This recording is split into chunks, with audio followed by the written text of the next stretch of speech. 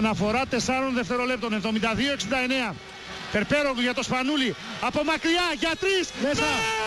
Ο Κιλμπίν καθαρίζει το μάτς και στέλνει την Τουρκία στο καναβάτσο. Τώρα αυτοί χρειάζονται θαύμα, 75-69, και εμείς να μην αυτοκτονήσουμε. Όχι ξανά.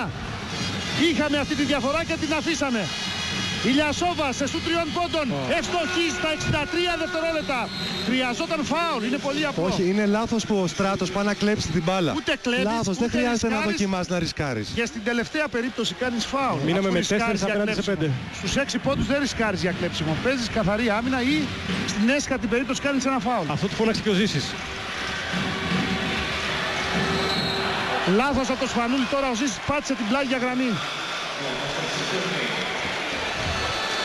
3 λάθη στην παράταση έχουμε κάνει. 54 δευτερόλεπτα ακόμη. Τώρα παίζουμε καθαρή άμυνα. Τούρκογλου με τον Πρίτεζη. Μία άμυνα χρειάζεται ακόμη. Μία άμυνα χωρίς φάουλ. Τούρκογλου με το Φώτσι. Πάει κοντά στο καλάθι. Σκοράρει. Στα 37 δευτερόλεπτα. Φέρνει το μάτς στον πόντο. 75-74. Σπάμε το pressing. Φώτσις, λάθος πάσα. Θα υπάρξει κι άλλος χρόνος. Να είναι πεδαριώδη αυτό το λάθη. Τούρκογλου. Με τον Περπέρογλου. Τούρκογλου. Σουτ εκτός ισορροπίας. Δεν είναι καλό. Ριμπάνα τον Περπέρογλου. Μπράβο Στράτο. Τώρα πρέπει να κρατήσουμε την μπάλα. Πάσα από το Ζήση. Περπέρογλου, ευθυνδιασμός με τον Πρίτεζη. Όχι φάουλ. Πρέπει... Εδώ δεν κρατάς την μπάλα στα χέρια σου, πασάρεις γρήγορα, είναι ο Πρίτεζης στον ευθυνδιασμό, τελειώνει το μάτς. Δεν πειράζει, δεν πειράζει παιδιά. Ακόμη 10 δευτερόλεπτα.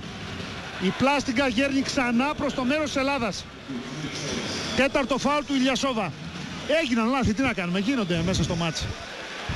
Έγιναν λάθη, όλοι κάνουν λάθη. Όποιος δεν δουλεύει δεν κάνει λάθη. Ηρέμησε Γιώργο. Όχι, εγώ... Θα το πάρουμε το μάτς, αν βάλει τις βολές ο Νίκος θα το πάρουμε. Στεναχωριέμαι γιατί αξίζουμε να κερδίσουμε και κάναμε 2-3 λάθη πάσες που δεν υπήρχε λόγος. Ζήσης από τη γραμμή, 75-74. Ζήσης στα 10 δευτερόλεπτα χάνει την πρώτη βολή.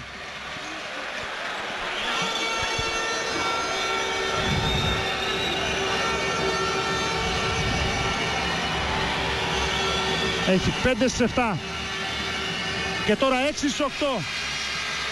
Ξανά το ίδιο. Το ίδιο μαρτύριο. 76-74. Κάνεις φάουλ ή δεν κάνεις? Αρσλάν δοκιμάζει σου 3 πόντων. Το σίδερο. Το μακρινό ριμπάν του Φώτη. Η Ελλάδα είναι ξανά στη ζώνη των μεταλλίων. Το ελληνικό μπάσκετ είναι εδώ. Πιο ενωμένο. Πιο δυνατό από ποτέ. Η Ελλάδα είναι ξανά ψηλά.